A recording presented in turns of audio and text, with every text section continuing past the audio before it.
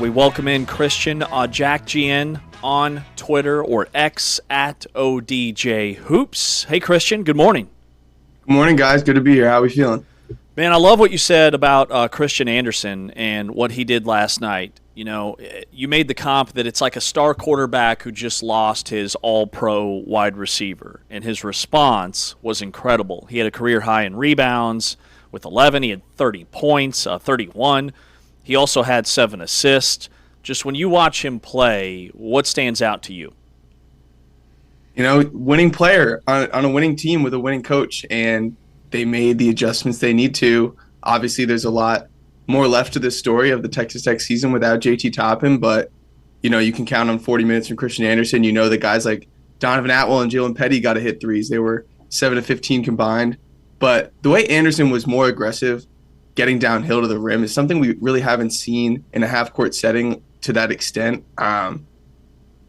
It was really impressive what he was doing. But then when Cincinnati would put 2 on the ball, a really good defensive Cincinnati team, he would make the right plays, whether it's hitting Josiah Mosley on the short roll or just trusting, you know, Bomboye at the rim and letting his shooters, like I said, do what they do. So obviously 6 turnovers is a lot, but when he's so high usage and he's an efficient scorer and he has 7 assists and 11 boards, like that was Cincinnati's way to win this game, was to dominate the offensive glass. You hold them to 11. So impressive to see how Anderson just controlled that game. He's so high level. I'm curious for your kind of thoughts on the number 1 overall pick, and there's been so much said about Darren Peterson. You know, meanwhile, you know, AJ DeBansa now is in a position to really have to lead BYU, and you know they had a loss yesterday. They had a great game on Saturday, and DeBansa played about as well as we've seen him play all around. Give us your thoughts on your current situation with the number 1 pick. I mean, do you think that NBA GMs will be moved by the Peterson saga this year? I think so. There's obviously levels of intel, and that's been a huge conversation within those circles. With Darren, I think people have really taken it too far with the, like, does he love basketball? Is he selfish? I think there's just a lot of he's clearly something's bothering him, and there's handlers, and it's complicated. I was team Darren number 1 until, honestly, that Iowa State game is what finally got me to switch, and I'm team AJ now, and it's less a negative about Darren. It's kind of pro AJ, like the way that he moves at 6'9" with those massive strides, the way he has counters to everything, and the way he is competing for his team right now. Right, it's not a slight at Darren, but the way AJ is elevating guys around him, which was kind of my knock on him early. Are one, can he shoot from deep, which has been better the last few games for sure, and 2, how does he elevate the guys around him? Like when you take a look at a guy like Ace Bailey, you know, who was a top 5 pick last year. That was my question with him at Rutgers. Of course, Rutgers was a much worse team than BYU, but I feel like the way you see AJ competing, reading the floor, and even just watching the way he interacts with his teammates, like he's a dude that I feel like if you take out, there's no way that goes wrong taking him at 1. Maybe Darren is like this incredible. There's ways that they could both be, you know, franchise guys. I think Boozer could still be a franchise guy. This draft class is ridiculous, but the way AJ has improved over the course of the season, the way he's just kind of mind melding with Kevin Young to, you know, I understand UCF got so hot last night and ran away with that one. Final score by 13. It was obviously not that close, but I still think, you know, a team with AJ DeBansa and some of these role players can beat anyone in the country because he is that good. Yeah, and just kind of further on the Peterson piece, I mean, I thought the game on Monday was probably his best all-around game and maybe the best team game Kansas has played this year, but we just have, like, so many of the things that we thought coming into this year that we'd see him do, we haven't really seen him do. He has not been much of a distributor. You know, the stat was at one point like 11 assists in 11 Big 12 games. He's not getting to the rim. He did a little bit on Monday, but he's not being aggressive. Most of his shots are from 3. He's not defending at a high level. So, I mean, do you think that that's sort of a, well, he's hurt, but he's playing through it sort of thing? Or, I mean, how do you evaluate that he hasn't been the player that we expected him to be based on what he's been in the past and based on the expectations of him? That's definitely where I'm at, that he's hurt. Because someone else made this point, but, like, if he wanted to shut it down already, he could have shut it down. Yeah. And been the first or second pick. And he didn't, right? And to me, that's showing that he does want to play for Kansas. He does love basketball. He does love his teammates and all of that. I just don't think he's himself. You can just see the elevate. You go back to his high school tape, the elevation on his jumper, the way that he's can attack the rim. Like, there were moments this year, like, where I'm just in complete awe of this talent. Like, I have not seen a guard at this level with the total command at that size to be that good of a three-point shooter, to be able to shoot it off balance, off the dribble, with no space, going either way, combined with his feel and competitiveness.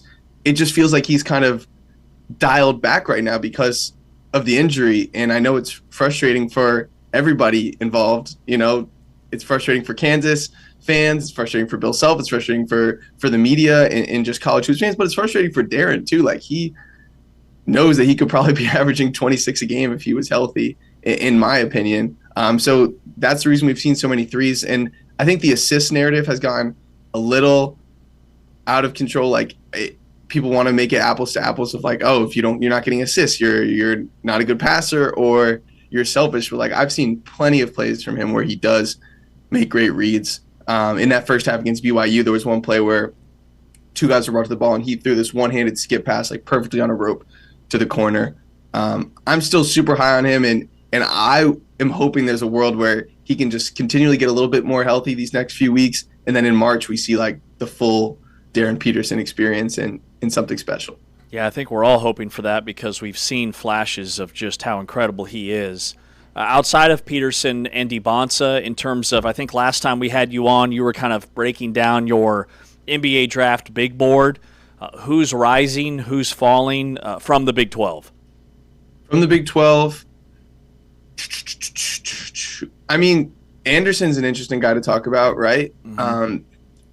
I know Texas Tech has a lot of NIL money with football and basketball. Are they able to bring him in top and back is something to monitor. If they can, that's a preseason top 5 team, right? No matter who the other guys are. But if I'm an NBA team, I'm extremely interested in Christian Anderson, right? Late bloomer trajectory is so interesting as a guy who commits to Michigan when he was like 5'4", 5'5". He's been an elite shooter, an elite pick and roll operator at every single level he's been. You see a performance like last night where he gets you 11 rebounds and he's getting to the rim, right?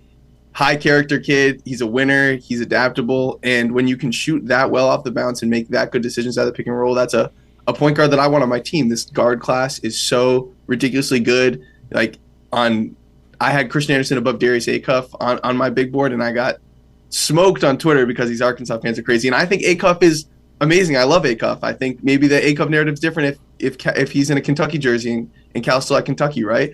But Christian Anderson is special, and he's a guy that I'm comfortable betting on, and I think NBA teams are going to want to take him in the first round at the end of this year. So he'll have a decision to make, but I continue to, no matter how high my stock gets on him, it continues to need to be raised. Like, he's just unbelievable. Who do you think, Christian, are some of the more underrated teams in the country? Who are some teams that maybe might be lower seeds that could make runs in March Madness? Well, good for my narrative as a Missouri truther was last night because they beat Tennessee at home. They will frustrate you sometimes with just defensively their positioning or some of the shot selection offensively, but talent-wise, I think this is a top 15 most talented team in the country. And you see that with wins over Tennessee, Vanderbilt, Florida, Kentucky, at Kentucky, right? At Texas A&M. They've got some great wins, and they have this dude, T.O. Barrett, who went for a career-high 28 last night, who was coming off the bench up until the end of January. And you have Mark Mitchell, 5-star guy who goes to Duke, leads your team in points, rebounds, and assists. Anthony Robinson was a sleeper breakout guy who people thought could be a first-round pick this year.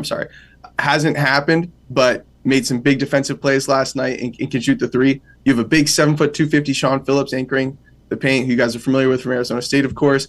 Trent Pierce is a 6'10" three-point shooter who shoots 40% from deep and is improved. Jacob Cruz is shooting 45% from deep, is a fifth-year player. There's got a lot of guys. And then Jaden Stone is one of the most interesting stories in the country. He was on the Detroit Mercy team that won one game, averaged 20-something a game, and, are those empty calorie scoring. He transfers to West Virginia, goes for a dunk in preseason practice, hits his head on the floor, has a seizure, is paralyzed for 3 weeks, takes the year off, comes to Mizzou, and he's averaging 15 a game. He was off last night, but one of the most incredible stories in the country. He's been great. They just got a lot of talent, and when things are clicking, like I said, Tio Barrett, a guard that was averaging 5 points a game the first 2 months of the season, just gave Tennessee 28. They were posting him up against Jacoby Gillespie. They were just letting him get downhill. Tennessee, one of the best defensive teams in the country, could do nothing about a guy who was their 8th man earlier this season. So they're super talented.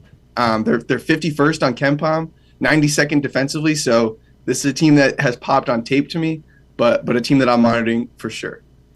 Talking with Christian Odjakjian from ODJ Hoops on Twitter, college hoops and NBA draft analyst here on Big 12 Today on Big 12 Radio. NCAA bubble picture for the Big 12, kind of that middle group of UCF and TCU and West Virginia and Cincinnati and Oklahoma State. UCF with their win, I think they're now like 6-7 seed range. And then would you say TCU has kind of separated itself from the rest of that bubble picture teams? For sure. Shout out to Johnny Dawkins for that win, but also just this program sticking with him. Like, he's obviously, in my opinion, a great coach, doing the best he can in the best league in the country with the resources he has, and to put this whole new roster together and to go win at BYU like that without Riley Kugel too, really impressive. They're as close to a tournament lock as you can get, and then TCU is definitely the strongest team in the bubble picture. Won 5 of 6, obviously got that home win over Iowa State, but to me the big thing with TCU is they beat Florida in November, and Florida is going to be a 1 or a 2 seed at this point. They've been the best team in the country, in my opinion, probably since the calendar turned to 2026. They've been so tough to beat in the SEC, but when you can grab a non-con win like that changes your seed line by like 2. That takes TCU from Dayton to a 9 or a 10. Like, it's really that significant of a win for a team in their position, because other teams ranked 15th in KenPom don't have a neutral win over a 1 seed, right? But the way that they defend 28th in the country in defensive efficiency, offensively it's going to be hit or miss sometimes, but they've got athletes. They've got guys like Brock Harding, who he's been awesome. He had 11 assists last night. And Jaden Pierre, another guard that can make things happen in Toulson as well. I love what David Punch does defensively. Oklahoma State and Cincinnati. I was drinking the Cincinnati Kool-Aid a little bit after this hot streak, right? They couldn't miss to start against Texas Tech. I'm like, if they go win at Texas Tech, they get 2 home games after that. I was starting to think Cincinnati could make a run at this thing. It might be too little too late at this point. And Oklahoma State, I don't know. You got to go at Cincinnati, at UCF, home to Houston to finish. If they do something crazy, they're in position to make some noise come the Big 12 tournament to get an at-large, but I don't think they're going to be able to fare that well in that stretch. Yeah, we agree. Good stuff. All right, Christian Odjakjian from on social at ODJ Hoops. He is college basketball analyst for Enjoy Basketball, joining us here on Big 12 Today. Christian, be well. Thanks for your time. Awesome. Thanks, guys.